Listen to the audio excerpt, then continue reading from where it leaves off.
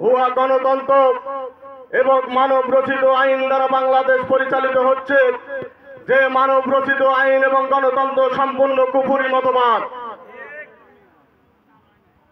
কিন্তু আজকে আমি মুসলমান, 92% মুসলমানের এই কুফরি মতবাদ আমাদেরকে মেনে নিতে হচ্ছে।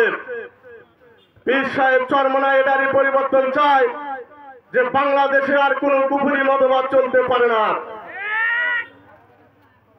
এদেশে আপনার এই মানব রচিত গণতন্ত্র, মানব রচিত পরিবর্তন করে ইসলামী হুকুমত বাংলাদেশে প্রতিষ্ঠিত করতে হবে। এটাই পীর সাহেব চরমনায় চায়। আমরা যদি অনেক দলই বাংলাদেশে আপনি কল্যাণ রাষ্ট্রের কথা বলে গেছেন,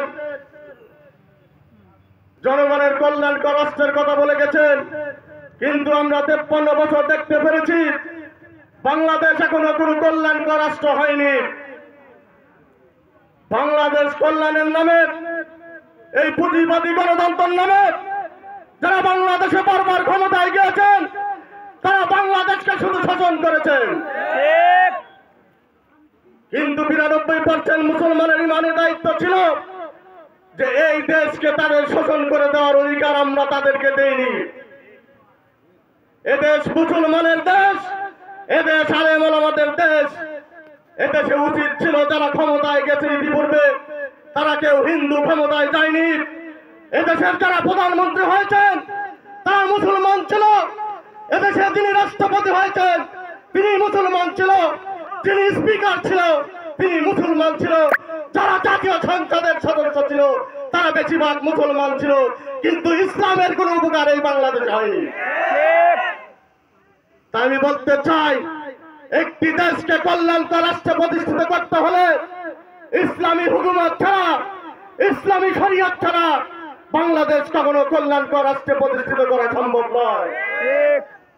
এই পুঁজিবাদী গণতন্ত্রের মাধ্যমে, ভুয়া গণতন্ত্রের মাধ্যমে, যে গণতন্ত্রের মাধ্যমে লক্ষ লক্ষ কোটি কোটি টাকা তারা ব্যয় করে নির্বাচনের মাঠে সংসদে গিয়ে এদেশের লক্ষ লক্ষ কোটি টাকা আত্মসাৎ করে তারা বিদেশে বেগম পাড়া তৈরি করে।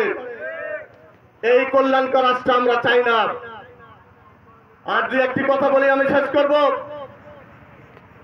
আমি উদাত্ত আহ্বান জানাবো যে এই দেশ 92% মুসলমানের দেশ। এদেশে আমরা কোন সন্ত্রাস চাঁদাবাজকে আমরা ইজারা দেইনি, তাদেরকে আমরা ইজারা দেইনি।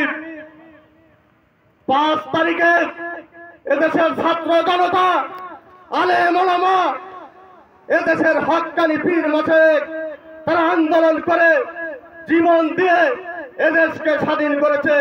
কিন্তু আমরা কি দেখতে পাচ্ছি? শুধু ক্ষমতার পরিবর্তন হয়েছে, একটি দল তারা এদেশ থেকে পলায়ন করেছে, কিন্তু আবার ওই জায়গা বদল হয়ে আবার সেই চাঁদাবাজি এদেশে প্রতিষ্ঠিত আছে। আমরা এই জন্য ঐক্যবদ্ধ হব, এদেশে আর কোন চাঁদাবাজের স্থান হবে না, এদেশে আর কোন সন্ত্রাসের স্থান হবে না। আমরা আরো দেখতে পাচ্ছি বিগত 17 বছর এদেশে আলেম ওলামাদের উপর নির্যাতন হয়েছে। এদেশে কোরআনের মাহফিল সঠিকভাবে করতে দেয়নি।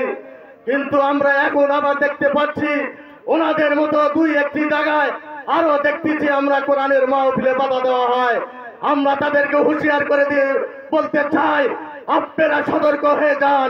এই 92% মুসলমানের দেশে কোন কোরআনের মাহফিলে বাধা দেওয়া চলবে না। আমরা 1 ইঞ্চি ছাড় দেব না আপনাদের। তাই আপনারা খুব সতর্ক হয়ে যান।